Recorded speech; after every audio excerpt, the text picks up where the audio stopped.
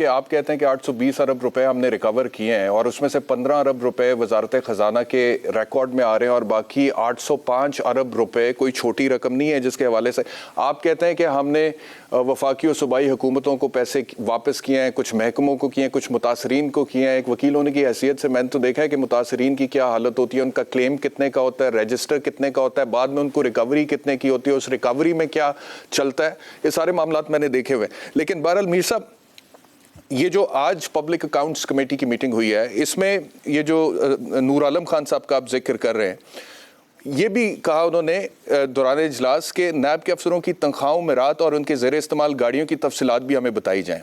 NAB افسران ان کے بچوں, بہن بھائیوں, والدین کے اثاثے ڈکلیئر کرنے کا حکم بھی دیا ہے. اس موقع پر چیئرمین پبلک اکاؤنٹس کمیٹی نے نیب کو یہ بھی ہدایت کی ہے کہ جو سوال نامہ آپ ملزمان کو دیتے ہیں, اپنے ایسٹس ڈکلیئر کریں کیا کیا ہیں, وہی آپ ہمیں بھی بھر کے دیں اور اپنے تمام قریبی رشتہ داروں کو بھی بھیجیں. جس کے اوپر ڈی جی نیب نے کہا ہے کہ اس سے پہلے پھر آپ ایسا کریں کہ پورے نیب کے محکمے کو ملزم قرار دے دیں, کیونکہ وہ سوال نامہ تو ہم ملزموں کو دیتے ہیں. تو اس کے اوپر پھر نور عالم خان صاحب نے یہ کہا کہ اگر باقی لوگ سیاستدان یا بیوروکریٹس اپنے اثاثے ڈکلیئر کر سکتے ہیں تو آپ لوگ کیوں نہیں ڈکلیئر کر سکتے.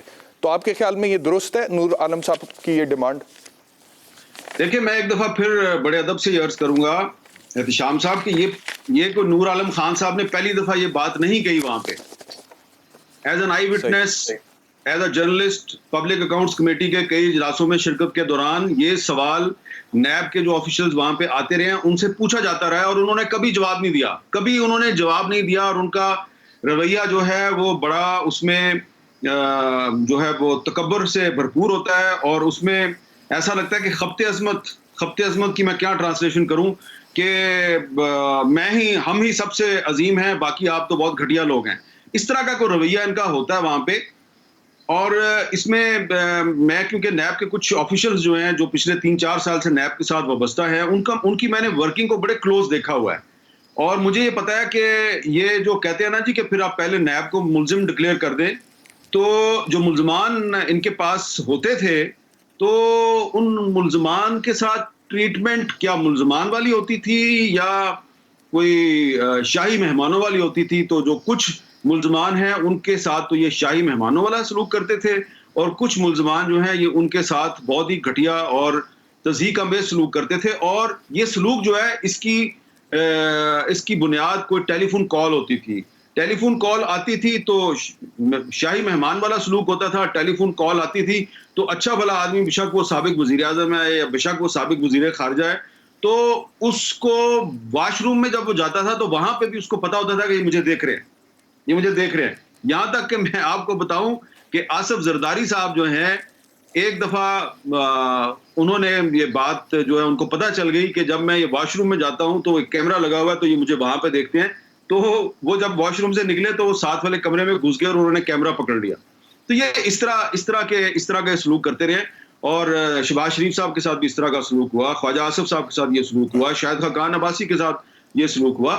لیکن کچھ لوگ ایسے تھے جن کے ساتھ یہ بڑا شاہی مہمان والا سلوک کرتے تھے. لیکن یہ جو کچھ بھی ہوتا تھا تو یہ ٹیلی فون کال بھی ہوتا تھا, اور ٹیلی فون کال جو ہے وہ آپ کو پتا ہے ٹیلی فون کال کس کی ہوتی تھی. لہٰذا یہ نیب جو ہے اس کے بارے میں سپریم کورٹ کے ایک جج صاحب تھے مقبول باقر صاحب, انہوں نے اپنی ججمنٹ میں بالکل صحیح لکھا تھا, یہ پولیٹیکل انجینئرنگ کا ادارہ ہے, یہ کوئی اکاؤنٹیبلٹی کا ادارہ نہیں ہے. لہٰذا نیب کے وہ آفیشلز جو کہتے ہیں نا جی آپ پہلے ہمیں ملزم ڈکلیئر کریں پھر ہم سے پوچھ گچھ کریں, ان کی خدمت میں عرض ہے کہ بھائی آپ اکاؤنٹیبلٹی تو کر ہی نہیں رہے تھے, آپ تو پولیٹیکل انجینئرنگ کر رہے تھے. یہ تو سپریم کورٹ نے آپ کے بارے میں کہا ہے, اور پولیٹیکل انجینئرنگ کا جو الزام ہے اس کے بعد آپ ملزم ہیں تو آپ کو جواب دینا پڑے گا.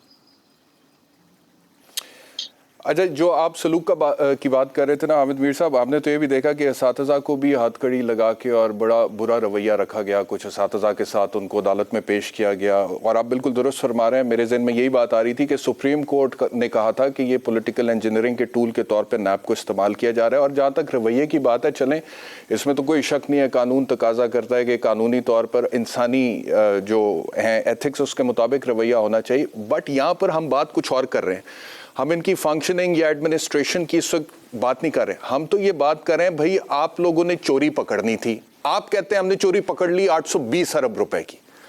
اب جو سامنے ریکارڈ بتا رہا ہے وہ کہتا ہے 15 ارب روپے آپ نے سرکاری خزانے میں جمع کرایا ہے. बाकी का हिसाब देना, बात तो ये है कि आप बाकी का हिसाब दें, ये बहुत बड़ी बात है। और दूसरा हामिद मीर साहब, ये जो 190 मिलियन पाउंड के हवाले से कल मैंने ये स्टोरी पर बात की थी कि नैब ने यहाँ पे तो जो कुछ कर रहा है सो कर रहा है, वहाँ पे नेशनल क्राइम एजेंसी ने 190 मिलियन पाउंड पकड़ कर इमरान खान साहब के दौरे हुकूमत में रियासत पाकिस्तान को वापस किया, और शहजाद अकबर साहब के ट्वीट मौजूद हैं कि ये पैसा गरीबों पर लगेगा।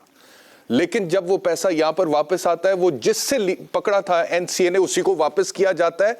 और काबीना का एक लेटर मौजूद है जो कल हम समा टीवी पर दिखाते रहे हैं, जिसने कवर दिया उस ट्रांजैक्शन को कि जो पैसा वापस किया गया, सेटलमेंट का पैसा, और फिर लिख दिया गया कि ये सील कर दिए।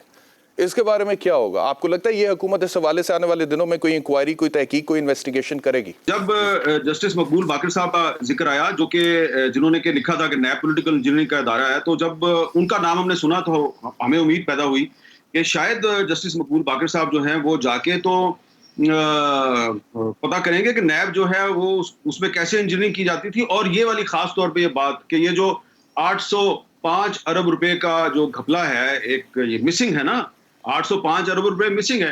तो मुझे बड़ी उम्मीद थी कि अगर मकबूल बाकर साहब चले जाएंगे नैब में, तो ये बिल्कुल इस तरह के जो स्कैंडल्स हैं वो भी अनर्थ हो जाएंगे और हकायक सामने आएंगे।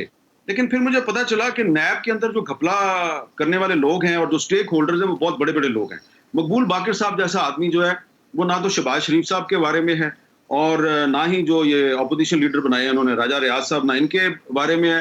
हो सकता है कि नूर आलम खान साहब को वो पसंद हो, लेकिन नूर आलम खान साहब के इख्तियार में नहीं है कि मकबूल बाकर साहब वहां पे जाएं। तो आप देखेंगे कि ये मकबूल बाकर साहब को चेयरमैन नैब नहीं लगाएंगे।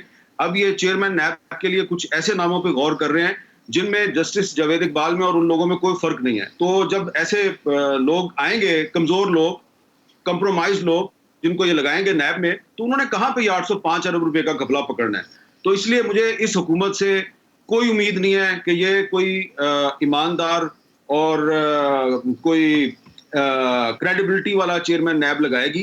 ये ऐसा चेयरमैन नैब लगाएंगे जैसा कि इन्होंने पहले लगाया था। और मैं आपको ये बताना चाहता हूं कि जब शाहिद हक्कान अब्बासी साहब प्राइम मिनिस्टर थे और मेरे मोहतरम खुर्शीद शाह साहब अपोजिशन लीडर थे, तो उस वक्त जब हमें पता चला कि ये जावेद इकबाल साहब को चेयरमैन नैब लगा रहे हैं, तो मैंने 2-3 अपने शोज पे एतराजात उठाए कि यार ये बंदा जो है, ये तो एबटाबाद इंक्वायरी कमीशन का सरबराह था, वो कमीशन की रिपोर्ट सामने नहीं ला सका, तो ये चेयरमैन नैब बन के क्या करेगा? फिर हमने ये भी एक सवाल उठाया कि ये जो मिसिंग पर्सनस के लिए इंक्वायरी का जो कमीशन है, उसके सरबराह इतने साल से तो वो मसला हल नहीं कर सके, तो ये नैब का अदारा जो है ये कैसे चलाएंगे? हमारी कोई बात नहीं सुनी गई। और फिर जब इनको चेयरमैन नैब लगा दिया गया, फिर शहबाज शरीफ साहब भी रोए, फिर शाहिद हक्कान अब्बासी भी गिरफ्तार हुए, फिर खुर्शीद शाह भी गिरफ्तार हुए।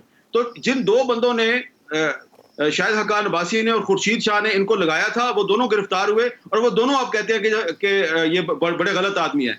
अब मैं आपको ये कह रहा हूं कि ये जो हुकूमत है इस वक्त, अब ये जिन साहब को चेयरमैन नैब लगाने जा रही है, तो अगर वो लग गए साहब, तो फिर दोबारा शहबाज शरीफ साहब गिरफ्तार होंगे, और फिर दोबारा शहबाज शरीफ साहब अगर गिरफ्तार हो जाएं, तो फिर हम उनकी ये बात नहीं सुनेंगे कि नैब बड़ा गलत इदारा है। आप गलत आदमी को लगाते हैं, हामिद मीर साहब, आपके साथ वही होगा। आपके पास किस नाम के हवाले से आपकी ज़राए क्या कहते हैं, किसको लगाने जा रही है चेयरमैन नैब? अभी क्योंकि ये ना हो कि मैं नाम ले दूं तो वो कह दे नहीं हम तो उनको लगा रहे हैं। तो अभी 2 नाम जो हैं, मकबूल बाकर साहब को उन्होंने माइनस कर दिया। अब ये 2 नाम हैं, और वो 2 नाम जो हैं वो वैसे ही नाम हैं जैसा कि जावेद इकबाल साहब थे। और जिन लोगों ने जावेद इकबाल को लगवाया था, ये 2 नाम भी उन्हीं की तरफ से आए हैं। और जाहिर बात है कि जावेद इकबाल साहब जो हैं वो हिज मास्टर्स वाइस थे, तो ये 2 आदमी जो हैं, इनमें से जो भी लगेगा वो भी हिज मास्टर्स वाइस होगा।